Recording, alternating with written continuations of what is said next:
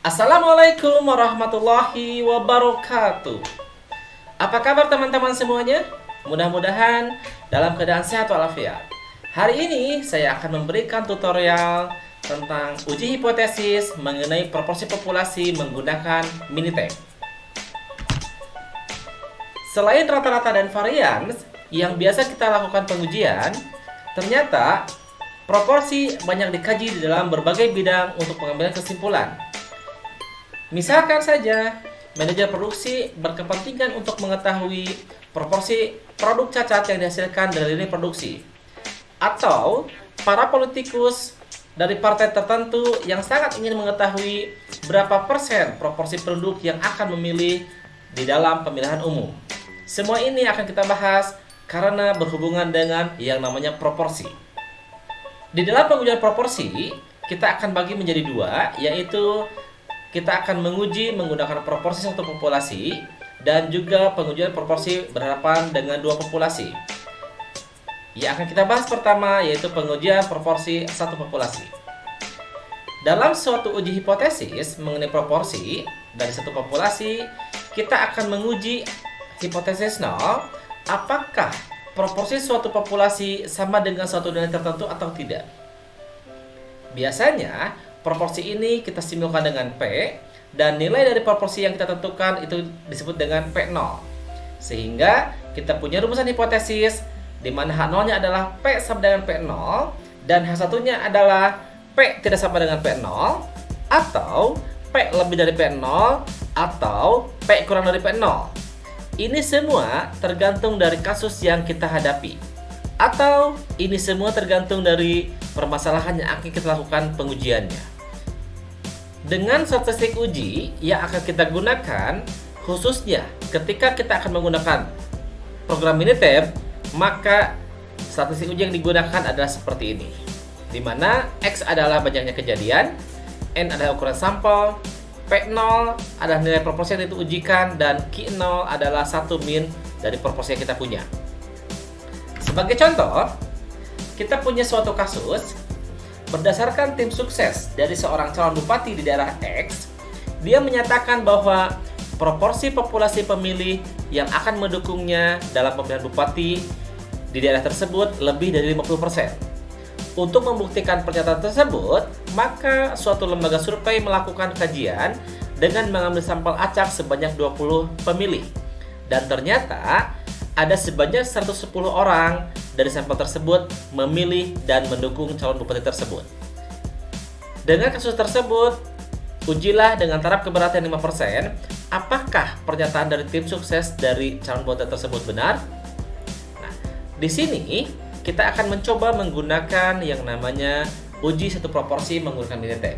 Namun sebelumnya, berdasarkan kasus yang kita punya, teman-teman diharuskan menentukan bagaimana bentuk hipotesis dari kasus yang kita punya.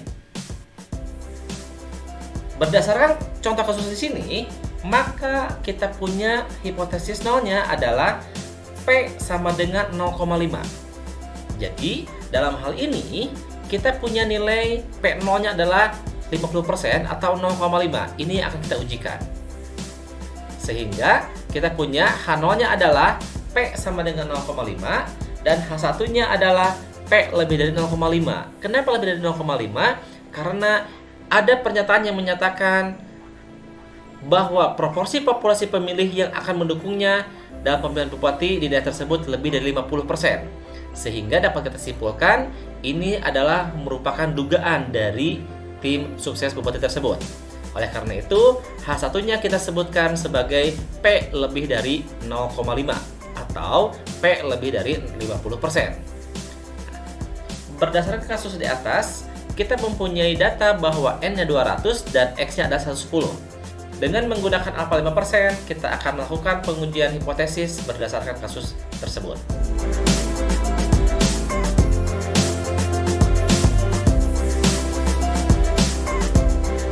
Baiklah teman-teman, silahkan diaktifkan terlebih dahulu Minitab-nya.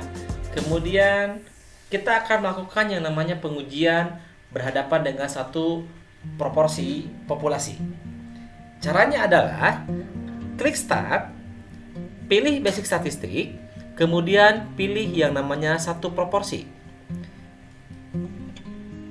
Nah, di sini teman-teman akan berhadapan dengan menu seperti ini. Ada dua pilihan yang harus teman-teman pilih. Pertama adalah one or more sample each in a column. Artinya teman-teman harus mempunyai data mentahnya. Sedangkan apabila teman-teman tidak mempunyai data mentah, yang ada hanya informasi data yang kita punya, maka kita pilih summarize dari data yang kita punya. Sehingga untuk kasus contoh satu ini, teman-teman pilih yang namanya summarize data. Number of event isikan dengan 110. Kenapa 110? Karena X yang kita punya adalah 110. Artinya, dari 200 orang tersebut, 110 akan memilih bupati tersebut. Sedangkan number of trial adalah 200. Ini adalah banyaknya ukuran sampel. Kemudian, klik perform hypothesis test, isikan dengan P0. Dalam hal ini, P0-nya adalah 0,5. Kemudian option. Seperti biasa, confidence levelnya isikan dengan 95. Kenapa 95? Karena kita mempunyai alfanya 5%. Yang harus teman-teman perhatikan adalah alternatif hipotesis. Ketika kita berhadapan dengan H1-nya ada lebih dari, maka teman-teman pilih yang alternatif hipotesisnya lebih dari. Untuk metodenya, kita pilih yang normal approximation. Kenapa? Karena kita berhadapan dengan data yang besar. Seandainya nanti teman-teman berhadapan data yang sedikit, maka pilih yang eksak. Dalam kasus ini, kita menggunakan N-nya adalah 200, dan itu dianggap sebagai sampel yang besar. Oleh karena itu, kita gunakan yang namanya metodenya normal approximation. Kemudian klik OK dan klik OK kembali. Biarkan Minitab memprosesnya. Ini adalah hasil yang disediakan oleh Minitab. Dari sini teman-teman bisa simpulkan bagaimana kesimpulan yang diperoleh dari kasus yang kita punya. Teman-teman bisa lihat ini nilai Z value-nya bandingkan dengan tabel Z, dan ini P value-nya bandingkan dengan alpha.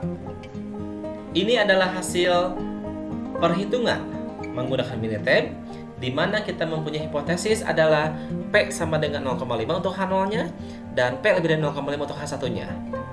Kita berhadapan dengan satu sampel di mana X adalah 110 dan N-nya 200. Diperoleh bahwa proporsi untuk sampelnya adalah 0,55 dengan Z value-nya adalah 1,41. Ini masukkan ke dalam rumus yang kita punya, dan V value-nya adalah 0,079. Dari hasil tersebut, bagaimana kesimpulannya? Untuk kesimpulannya nanti kita akan bahas bersama-sama ketika melaksanakan praktikum. Bagaimana kalau kita berhadapan dengan dua proporsi? Dalam hal ini, kita mempunyai dua proporsi dari dua populasi. Dalam uji hipotesis mengenai selisih dua proporsi populasi, kita akan menguji hipotesis 0, apakah selisih dua proporsi itu sama?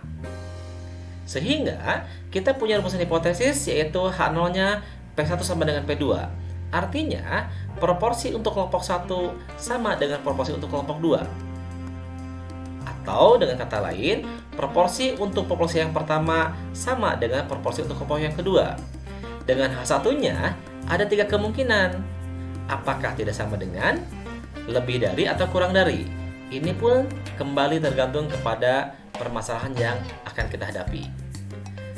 Statistik uji yang kita gunakan bisa teman-teman lihat di sini, di mana nilai P topi sama dengan X1 tambah dengan X2 dibagi dengan N1 tambah N2, dan Q topi sama dengan 1 dikurangi dengan P topi. Untuk lebih jelasnya, mari teman-teman perhatikan kasus yang kita punya seperti ini. Misalkan saja, suatu metode baru, katakanlah metode B, sedang diuji cobakan oleh suatu pabrik untuk mengetahui proporsi produk cacat yang dihasilkan. Metode baru ini diuji cobakan pada salah satu lini bagian produksi, sedangkan lini produksi yang lainnya masih tetap menggunakan metode yang lama, katakanlah metode A. Dari hasil uji kualitas terhadap produk yang dihasilkan, ditemukan bahwa 52 cacat dari 500 produk yang dihasilkan yang dibuat dengan metode yang lama. Artinya, dengan metode A, dari 500 produk tersebut ada 52 barang yang cacat. Sedangkan dengan metode B, dari 600 produk yang dihasilkan ternyata ada 45 barang yang cacat.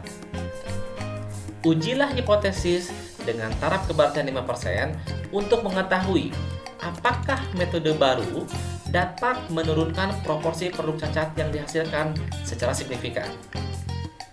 Berdasarkan kasus yang kita punya, di sini pun kita tidak mempunyai yang namanya data mentah. Yang ada hanya ringkasan dari data yang kita punya. Oleh karena itu, teman-teman harus mendefinisikan terlebih dahulu. Untuk P1, katakanlah itu adalah metode yang B, artinya metode yang baru. Sedangkan P2 adalah metode yang lama, yaitu metode A.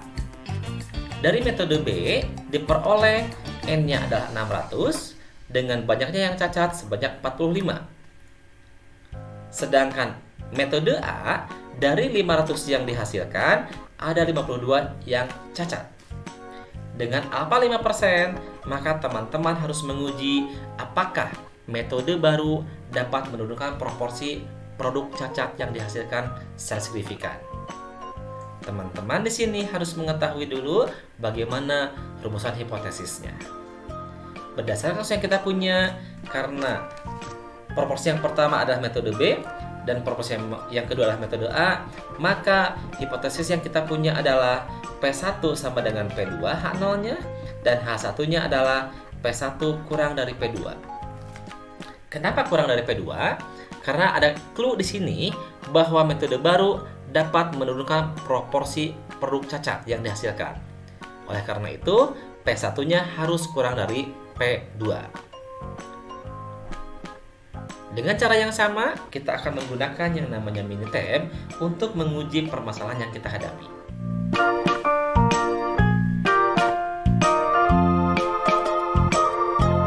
Berdasarkan kasus yang kedua, kita akan mencoba untuk menguji permasalahan menggunakan Minitab.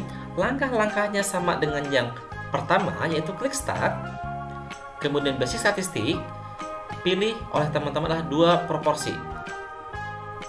Di sini ada 3 kondisi. Yang pertama, apakah datanya digabungkan dalam satu kolom? Berarti ini ada data mentahnya. Yang kedua adalah each sample is its own column. Artinya pun kita punya data mentahnya, tetapi datanya kita pisahkan antara P1 dan P2. Sedangkan sumber data dapat kita pilih apabila kita tidak mempunyai data mentahnya atau data penelitian, tetapi hanya informasi dari data yang kita punya. Dikarenakan kita tidak mempunyai data mentahnya dan hanya ada informasinya, oleh karena itu kita pilih yang summarized data. Di sini ada 2 sampel yang harus teman-teman pilih. Sampel yang pertama kondisikan untuk metode B dan sampel yang kedua kita kondisikan untuk metode A. Oleh karena itu, number of event di sini adalah 45 dari 600 dan sampel yang kedua 52 dari 500. Artinya apa? Sampel yang pertama dari 600 produk yang dihasilkan ada 45 yang cacat. Sedangkan sampel kedua dari 500 yang dihasilkan ada 52 yang cacat. Ini berdasarkan informasi dari soal. Klik option. Dengan alfa 5%, maka kita isikan dengan confidence levelnya 95, hipotesis difference-nya adalah 0, dan alternatifnya adalah kurang dari. Sesuaikan dengan rumusan hipotesis di awal. Sedangkan tes metodenya adalah use the full estimate of the proportion. Kemudian klik OK dan OK. Ini adalah hasil yang teman-teman peroleh ketika melakukan pengujian 2 proporsi populasi. Bagaimana kesimpulannya? Silakan teman-teman buat kesimpulannya sendiri. Nanti kita akan bahas di kegiatan praktikum. Demikian yang dapat saya sampaikan mengenai tutorial tentang uji proporsi ketika berhadapan dengan satu populasi ataupun selisih proporsi dari 2 populasi. Terima kasih atas perhatiannya. Assalamualaikum warahmatullahi wabarakatuh.